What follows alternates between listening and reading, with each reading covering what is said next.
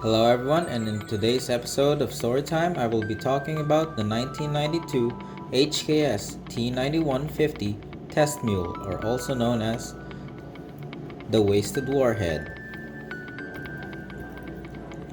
In 1989, Formula One put an end to one of the most legendary eras in modern motorsport. Following complaints about the sheer cost and complexity of running turbocharged engines, the Federazione Internazionale di Automobili decided to reform the sport around much simpler 3.5-liter naturally aspirated engines. The new units were phased in for the 1987 season to run alongside 4-bar boost-restricted turbo engines, but were miles off the pace. A separate Jim Clark Trophy for drivers and Colin Chapman Trophy for the constructors of 3.5-liter cars was contested that year. To promote the switch, but turbo cars remained dominant, even after a further restriction to 2.5-bar in 1988. With turbo engines gone for good, and the much more affordable 3.5-liter engines looking to stay, the FIA had opened the floodgates for an immense stream of wide-eyed entrepreneurs and charlatans during the turbo years. Starting a new team from scratch was nearly impossible. Turbo technology was still very much rocket science, as Formula One engines were at the pinnacle of all things turbo, with power figures in excess of 1,200 horsepower. In qualifying, independent engine builders were having an incredibly tough time to compete with industrial powerhouses such as Renault, Honda, BMW, and Porsche. Small firms like Zaxpeed, Hart, Motori Moderni found themselves constantly picking up the pieces of their own exploded engines. Thanks to the FIA's simplification of the engine regulations, though, virtually any decent racing or tuning business could theoretically build a power plant good enough for the pinnacle of motorsport. In fact, the new rules gave veteran constructor Cosworth a new lease of life, as well as welcoming in Judd, Yamaha, Life, Isuzu Lamborghini, MGN, Subaru, Ilmor by 1991. Additionally, it sparked the return of Renault and Porsche, which had left the sport near the end of the turbo era. Another privateer looking to break into the lucrative new market for F1 engines was Japanese tuning giants Hiroyuki Hasegawa, the founder and of aftermarket specialist HKS. Hasegawa-san had started the company together with Goichi Kitagawa after both left respected positions as engineers at Yamaha. Hasegawa-san dreamed of building the ultimate racing engine, but found the environment at Yamaha too constrictive. Helped by funding from tuning pioneers Sigma Automotive, he was able to start a business of his own to fabricate engines and performance parts major manufacturers could not or would not produce themselves. HKS' first major breakthrough came less than a year later in July of 1974. The company unveiled the world's first aftermarket turbo kit, dubbed FET. The kit was designed to bolt directly to Nissan's 2-liter L20 straight 6, as used in the contemporary Skyline and Bluebird 2000 GT. Performance improved massively as the engine went from 115 to 160 horsepower.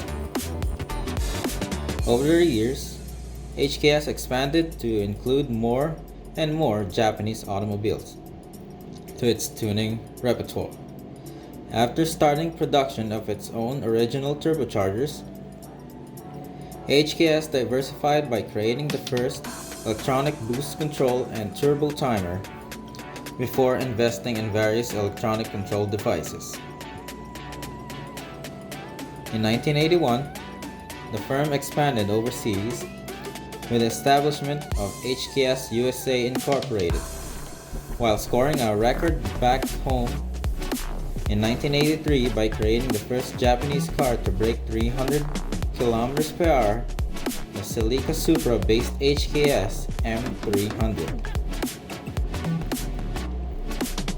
After developing the first complete HKS vehicle available to the public, the R32 Skyline-based 0R, Hasegawa-san was not looking to raise his outfit's profile even further with an entry into the most prestigious championship of all, Formula 1. Up until this point, though, all HKS products had been brilliantly derivations of or improvements of existing designs, but the company had never produced an engine of its own before. After seeing the embarrassing failure of his former employers, Yamaha and competitors Subaru running engines with questionable backgrounds, Hasegawa-san chose the high road. Using his best engineers, he modeled his new engine on the efforts of Ferrari and Lamborghini, who were both using the classic V12 layout. Coincidentally, Yamaha had switched to a V12 in 1991, and Honda were planning to do the same for 1992. The V12 promised a smoother running, more drivable engine with more torque and power than the V8s, favored by most smaller manufacturers at the cost of fuel consumption and overall size and weight. For a V12, the engine used unusually wide 75-degree V angle, which helped to bring down its center of gravity. The cylinder heads featured a HKS developed 5-valve system, making for a grand total of 60 valves, dubbed the 300E. The 3.5-liter Screamer could punch out 680 horsepower at 13,500 RPM on commercially available gasoline. These figures brought on par with Ilmore's 2175 A V10, awfully close to Ferrari's Tipo 037, which produced 710 horsepower in 1991. As a first attempt then, the 300E wasn't half bad, but it wasn't very good either. Most of the engines it was designed to compete against were either being heavily updated or replaced completely, meaning the 300E would find itself immediately lagging behind. HKS needed to match their competitors' breakneck pace in testing and development work in order to get the engine sufficiently up to speed in time for its debut. Testing the engine came with its own set of challenges. However, as HKS didn't have the means to develop their own chassis, this meant they had to look elsewhere to find a carrier for their new mechanical jewel. To this end, the company acquired a British-built Lola T91 a Formula 3000 chassis used in the previous season of Japanese F3000 Championship. This choice was rather problematic, as compact chassis had been designed with much smaller 3-liter V8s in mind. HKS engineers did their best to modify the Lola to accept the comparatively bulky 300E, which included fabricating a rather ugly modified engine cover to clear the big V12's cylinder heads. Thanks to the low bodywork, the engine was located directly behind the driver's head, making for a very odd appearance. Further, visual derivations were from the standard T9150, were a large F1 style air intake to provide the engine with plenty of fresh air and raised rear wing in response to higher airbox. The 300E was mated to a modified Mule 6-speed manual transmission and then sent to its own way.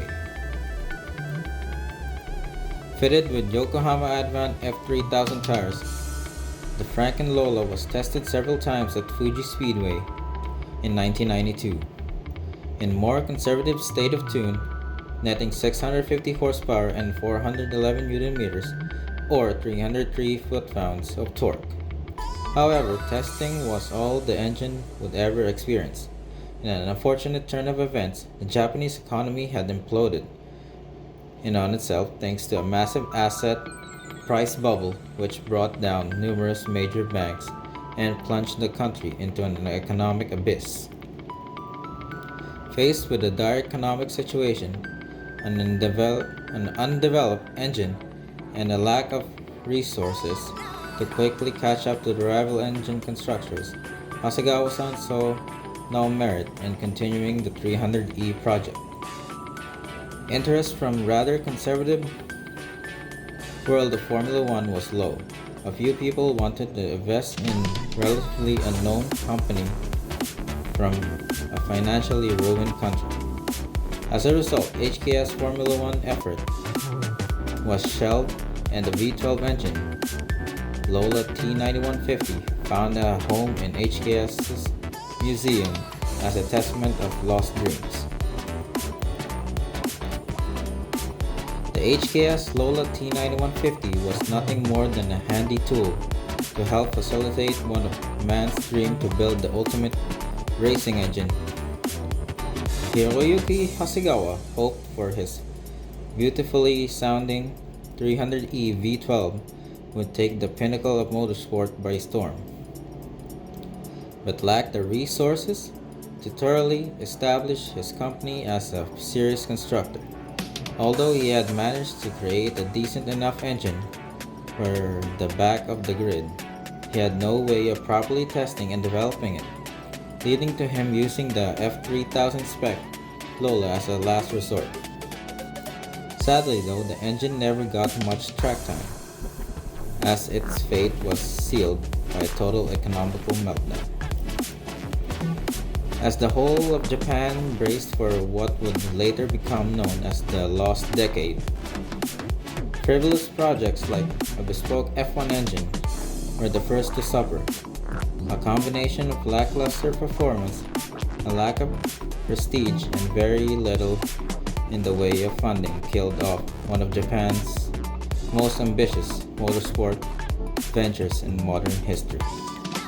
Thank you guys for watching today's installment of Storytime. If you liked the video, please give me a thumbs up. And if you have questions, please ask them in the comments below. And if you haven't subscribed already, make sure you do so. This way you won't miss out on any future episodes. If you want me to talk about the ATCC 1991 GT-R that dominated Australian Touring Car Championship, please do comment down below.